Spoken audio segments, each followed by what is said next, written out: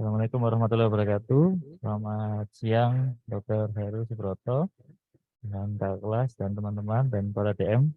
Pada hari ini saya akan mempresentasikan tentang tetralogy of Fallot atau TF pada dewasa atau in adult dengan pembimbing Dr. Heru Subroto. Ya, jadi nanti saya akan lebih banyak membahas tentang ini, yaitu surgery for tetralogy of Fallot in adult. Early outcome, bagaimana outcome-nya dari pembedahan pada tetralogy of Fallot pada dewasa. Nah, sebelum kita masuk tentang outcome-nya, kita harus tahu sejarah secara singkat dulu. Nah, Fallot ini adalah nama orang yang berasal dari Prancis tahun 1998. Nah, ini adalah orang yang pertama kali mengidentifikasi bahwa terdapat suatu penyakit pada anak-anak yang menyebabkan anak-anak itu dia menjadi biru atau cyanotic. Nah, penyakit tetralogy Fallot ini juga kalau tidak diobati dan jika terlalu terlalu berat atau terlalu severe, itu mortalitasnya dalam 10 tahun itu mencapai 24%. Nah, bagaimana patofisiologinya? Jadi kita sebelum membahas lebih dalam lagi tentang tetralogy Fallot, kita harus tahu patofisiologi dari tetralogy Fallot. Dari namanya saja sudah tetralogy Fallot, tetra 4. Jadi ada 4 kelainan pada jantung anak. Yang pertama adalah dia adanya stenosis pada katup atau daerah infundibulum dari arteri pulmoner. Yang kedua, dia juga ada VSD. Nah, tapi VSD ini bukan VSD yang biasa, tapi VSD-nya adalah VSD besar dan juga malalignment. Yang ketiga adalah dia eh, adanya overriding aorta. Jadi aortanya itu yang harusnya muncul dari ventricle kiri langsung ke aorta, tapi aortanya ini sedikit bergeser ke tengah. Sehingga aortanya ini bisa mendapatkan aliran dari ventricle kiri maupun ventricle kanan. Yang terakhir adalah hipertrofi dari ventricle kanan. Jadi karena adanya tahanan dari arteri pulmonal, otomatis jantung kanan atau ventricle kanan ini harus memompa yang lebih kuat untuk alirannya menjadi ke arteri pulmonal sehingga terjadi hipertrofi ventricle kanan. Sehingga tetralogy of Fallot itu harus ada empat-empatnya, harus ada pulmonal stenosis, harus ada VSD yang malalignment, harus ada overriding aorta, jadi aortanya overriding kurang dari 50% dan juga harus ada hipertrofi dari ventricle kanan. Nah, di sini adalah patofisiologi dari tetralogy Fallot. Ini ada kiri, ada kanan. Kita bisa lihat bedanya apa. Yang sebelah kiri ini adalah suatu VSD biasa. Bagaimana kalau kan VSD dan tetralogy Fallot kan tetralogy Fallot itu juga ada VSD-nya. Nah, jadi bagaimana kedua kelainan itu bisa menimbulkan gejala klinis maupun bentuk jantung yang berbeda. Kita lihat yang di sebelah kiri ini adalah kelainan VSD saja. Jadi arah alirannya dari atrium kiri ke ventricle kiri, dari ventricle kiri masuk ke ventricle kanan, kemudian masuk ke pulmonal tanpa ada tahanan, sehingga ventricle kanan dia akan membesar. Dan alirannya akan banyak, masuk ke paru, dari paru masuk ke vena pulmonalis, masuk ke atrium kiri lagi. Jadi alirannya semakin banyak sehingga menyebabkan dilatasi dari atrium kiri dan ventricle kiri. Nah, bandingkan dengan TOF atau tetralogy Fallot, yang kita tadi sudah tahu bahwa tetralogy Fallot itu ada VSD-nya juga, sama-sama VSD. Tetapi di sini kita bisa lihat, selain VSD juga ada stenosis dari stenosis dari arteri pulmonal, bisa di subvalvuler atau di valvuler atau supravalvuler, tapi lebih seringnya di subvalvuler. Jadi di bawahnya katup. Jadi arah alirannya dari jantung kanan, atrium kanan masuk ke ventricle kanan. Nah, ventricle kanan karena ada tahanan di di arteri pulmonal ini ada stenosis, maka alirannya itu akan masuk ke aorta melalui VSD-nya ini. Jadi arah alirannya adalah dari kanan ke kiri, masuk ke aorta. Yang masuk ke pulmonal ya cuma sedikit, tergantung derajat dari keparahan dari stenosis itu sendiri, sehingga menyebabkan aliran darah yang masuk ke dalam paru itu lebih sedikit, menyebabkan arteri pulmonal itu bentuknya menjadi lebih kecil. Dan ini kita bisa lihat di sini adanya penebalan dari ventricle kanan. Nah, karena aliran darah yang masuk ke arteri pulmonal itu sedikit, maka yang kembali ke vena pulmonal juga sedikit, kembali ke atrium kiri sedikit dan ventricle kiri juga sedikit, maka atrium kiri dan ventricle kiri ini cenderung ukurannya menjadi lebih kecil. Jadi ada perbedaan antara tetralogy Fallot dan PSD biasa. Nah, selain juga ada 4 klien ini itu juga kadang-kadang TOF itu juga disertai dengan beberapa klien lain seperti ASD, Sekundum, juga bisa jadi arcus aorta di sebelah kanan juga bisa. Dan kadang-kadang jika stenosis dari pulmonal itu terlalu berat, maka bisa muncul suatu MAPCAS atau Major Aortopulmonary Collateral Arteries. Jadi ini memperpolarisasi paru tapi cabangnya langsung dari aorta.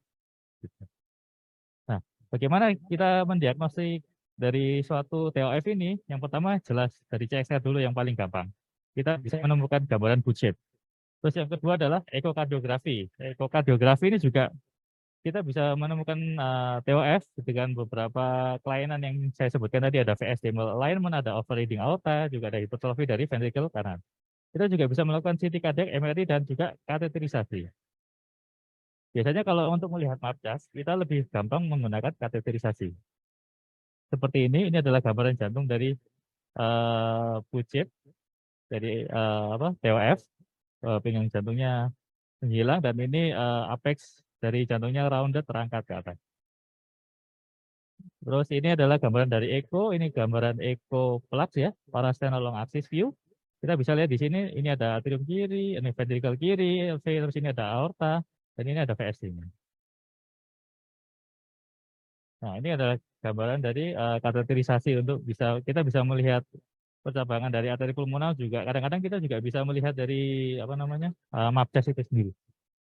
Nah, di jurnal ini juga disebutkan bahwa surgery atau tindakan pada pembedahan TOF pada orang dewasa itu paling banyak dilakukan transanular patch. Dan juga sering ditemukan pada jurnal ini itu adanya main pulmonary artery stenosis sekitar 24 atau 30%. Nah, transanular patch ini juga sering digunakan karena pada orang dewasa juga kadang-kadang katup pulmonernya itu sangat kecil sehingga digunakan transanular patch. Jadi tingkat keparahan RVOT ini merupakan determinan penting untuk penggunaan TAP. Jadi semakin kecil RVOT-nya, semakin sempit tadi stenosisnya, maka lebih sering untuk dilakukan TAP. Nah, post operatif komplikasinya itu ada banyak. Jadi yang paling sering itu ada low cardiac output, heart block, efusi pleural arterial, sampai pulmoner regurgitasi. Jadi pada kasus operasi TOF pada orang dewasa itu paling sering didapatkan regurgitasi dari pulmonal. Jadi kesimpulannya, jadi TOF itu pada orang dewasa itu menyebabkan angka morbiditas postoperatifnya lebih tinggi dibandingkan early repair. Jadi banyak center itu mengerjakan koreksi primer. Koreksi primer itu maksudnya dilakukan reseksi dari stenosis itu juga, dan penutupan VSD. Nah, terus tadi juga di MR kita juga sering tadi di MR itu kita juga melihat bahwa kasus tadi pagi itu ada TOF usia 23 tahun itu dilakukan koreksi dan itu berhasil. Kenapa TOF pada dewasa ini bisa istilahnya bisa bertahan pada dewasa ya, karena kemungkinan dari kelainan anatominya terutama dari stenosis dari arteri pulmonalnya itu tidak terlalu berat, sehingga aliran darah itu bisa masuk ke dalam paru lebih banyak, sehingga pasien itu tidak hipoksia dan tidak terjadi stenosis. Dan ini adalah algoritma bagaimana tetralogy Fallot itu dilakukan tindakan operasi reparasi total. Nah, bagaimana manajemennya? Ya, seperti kita tahu bahwa kalau TOF itu kita juga harus mengukur Megun rasionya juga ya. Seperti itu. Nah, ukuran arteri pulmoner kita juga bisa harus melihatnya sesuai dengan Tabor-Kagan, yaitu dengan diameter dari ringnya dan diameter dari half size dari arteri pulmonalnya itu sendiri. Jadi kita kalau TOF itu kita jangan lupa mengukur Megun rasio. Penting karena jadi Megun rasio ini penting bagaimana kita itu menentukan bahwa ini TOF ini dia bisa langsung total repair ataupun tidak total repair. Harus ada istilahnya, harus ada paliatifnya. Jadi Megun rasio itu dia menjumlahkan dari diameter arteri pulmoner yang sebelah kiri ditambah dengan diameter arteri pulmoner sebelah kanan, dan kemudian dibagi dengan diameter dari aorta descending di atasnya diafragma. Dan normalnya itu kalau di orang luar negeri itu di atas 1,8 atau 1,7 itu cocok cocok untuk dilakukan total koreksi. Tapi kalau di bawah itu harus dilakukan shunt karena karena shunt ini berfungsi untuk meningkatkan vaskularisasi paru. Gitu. Selain Megun ratio kita juga bisa menggunakan Nakata Index. Bagaimana teknik operasi pada dewasa itu pertama adalah paliatif yang kemudian repair juga. Jadi kalau yang paliatif ini ada pasien juga dengan sejarah dengan operasi paliatif sebelumnya gitu.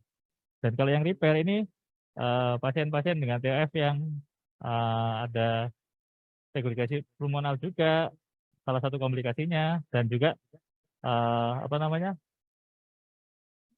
katupnya itu juga bisa diganti dengan porcine atau xenograft atau bovine seperti itu. Dan repair ini maksudnya adalah rekonstruksi dari RVOT-nya. Jadi RVOT-nya yang sempit itu kita harus merekonstruksinya menjadi lebih lebar dan kemudian menyebabkan aliran darahnya itu dari jantung kanan ke paru itu menjadi lebih lancar. Dan ini salah satu algoritma yang ada di buku Myung ya. Jadi bagaimana TOF itu dia langsung di apa namanya total koreksi, bagaimana TOF itu harus melewati bitisan dulu untuk meningkatkan vaskularisasi dari paru itu sendiri. Jika itu sudah cukup maka baru bisa dilakukan total koreksi. Dan ini juga ada pemberian untuk membebaskan RVOTO, jadi right ventricular outflow tract obstruction. Jadi kita bisa lihat ada beberapa tipe TOF itu dari RVOTO, dari tipe 1, tipe 2, tipe 3, tipe 4.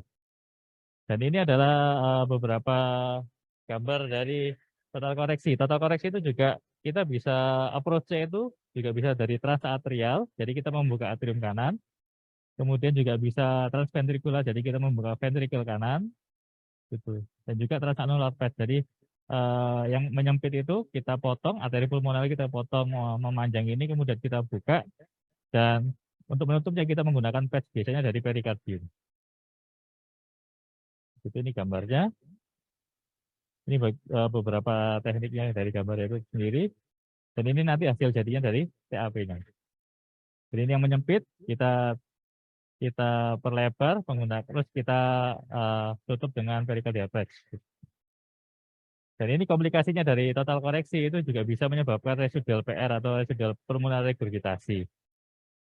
Dan juga bisa menyebabkan apa namanya aritmia gagal jantung maupun aortic dilatation dengan atau tanpa air karena kan memang itu arteri pulmoner dan aorta itu memang kan sebelahan. Jadi sekian yang bisa saya jelaskan tentang pembedaan pada TOF pada orang dewasa. Terima kasih.